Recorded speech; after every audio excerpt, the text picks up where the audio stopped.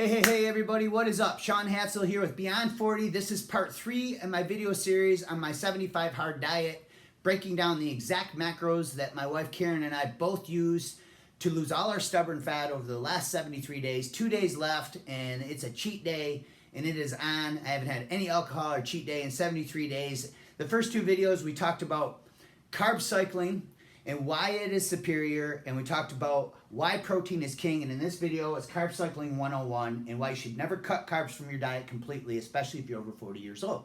So let's dive in and talk about RMR.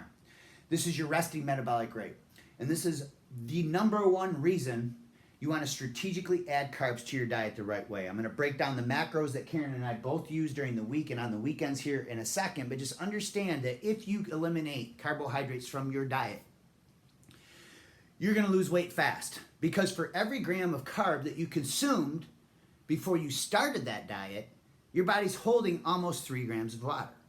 So if you cut out carbs and you lose 5 pounds in 5 days, fantastic, congratulations, you just lost 5 pounds of water. So I don't mean to discourage you, because this is a necessary evil of dieting, because you have to get through your glycogen, which is your stored energy inside your muscle and liver tissue, and some of it can be stored underneath the skin. And once you lose that first 4 or 5 pounds of water, it will allow your body to start tapping into fat stores for energy. So it is a necessary evil. Just understand that that first 4 to 6 pounds really is just going to be water weight and not fat. And when you do that, while you're losing all this water, your metabolism is slowing down each and every day, because your body is fighting back. It's called metabolic adaptations or diet adaptations. And what ends up happening is it slows down your resting metabolic rate. And the best example is the Biggest Loser contestants. They did research on season 7. Many of them had gained all or more of their weight back less than a year later in the contest. When they measured their leptin levels, they were at 0 a year later, almost 0. This is the hormone that tells your body to burn fat or store it. And they didn't have any of it.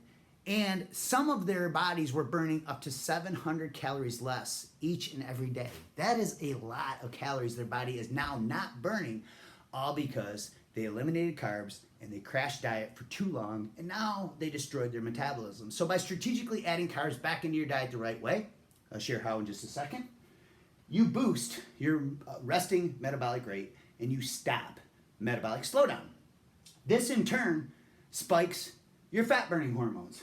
So 7 days into a low carb diet, leptin and thyroid hormones both suppressed by up to 50%. The body cannot convert T4 into T3, the active form of the thyroid hormones that your body uses. These 2 hormones regulate your body weight and your metabolism. So by strategically adding carbs back into your diet, you get hormone optimization and you spike your fat burning hormones. #3 is energy systems. So when you make a shift and you become fat adapted by eliminating carbs, you'll hear people talk about the low carb flu or the keto flu, and you get headaches and fatigue because your body's shifting from using glucose to using ketones as a fuel source. But you don't have to be in ketosis to produce ketones. You just have to strategically cut carbs the right way a few days of the week. And then carb cycling will help you benefit from this, because now you're producing adequate ATP energy. So when you work out in a carb depleted state, you will feel like crap because your body's not producing any ATP because you have no glucose. Glucose is the producer of ATP. Just like it's a building block of thyroid and leptin hormones, it also triggers your body's creatine phosphate system. This is the high intensity exercise system. So if you're on keto or you're cutting out carbs completely and you're trying to do HIIT or intense weight training, you're not going to be able to do it. You're just going to be fatigued. Your body's not going to have the energy to do it. But when you strategically carb cycle, you're going to bring these energy systems back alive again, and you're going to have amazing energy for your workouts. I'll talk about the macro breakdown in just a second. And lastly is sanity. Are you really going to go forever and ever and ever and not eat carbs? I doubt it.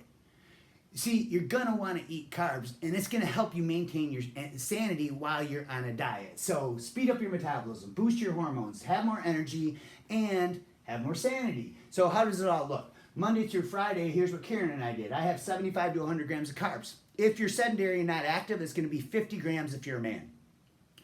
So 75 to 100 might seem like it's a little bit higher and not low carb, but it is really low carb if you're an intense exerciser like me.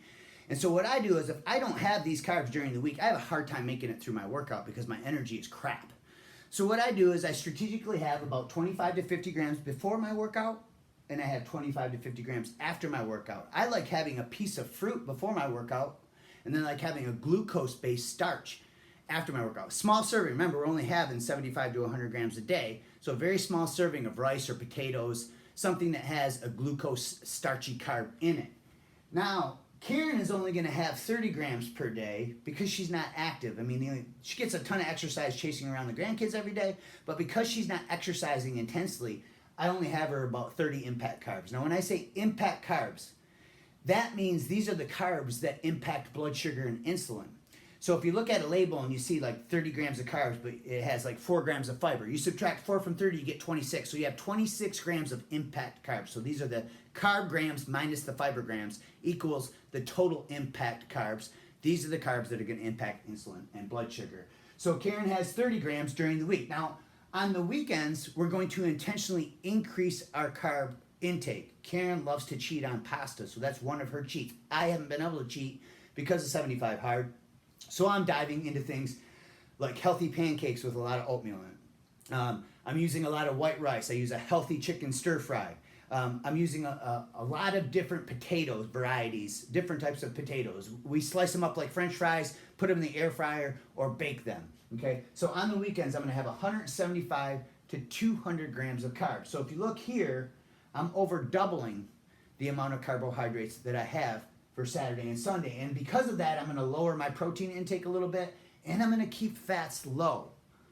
The reason we're going to keep fats lower when carbs are up, because carbs raise insulin. Insulin is a storage hormone. So when you have higher levels of insulin floating around your body on the weekend, if you eat too much fat at the same time, it's going to take that fat and store it. So the solution is just to monitor your fat intake very closely on the weekends and just keep your fats lower. And then Karen had 125 grams of carbs on the weekend per day. Okay? So there is a breakdown of our carb cycling macros, all the benefits of carb cycling. Do not underestimate the power of strategically adding these carbs into your diet. And you might as well do it where you're burning fat during the week and you're enjoying yourself on the weekends. It just naturally caters to our lifestyle. So I hope you got something out of this. If you did, click the like button, share it, drop a comment below if you have questions. And as always, I am grateful you took time to watch this video because time is, after all, our most precious commodity. So thanks for watching. God bless and keep going strong.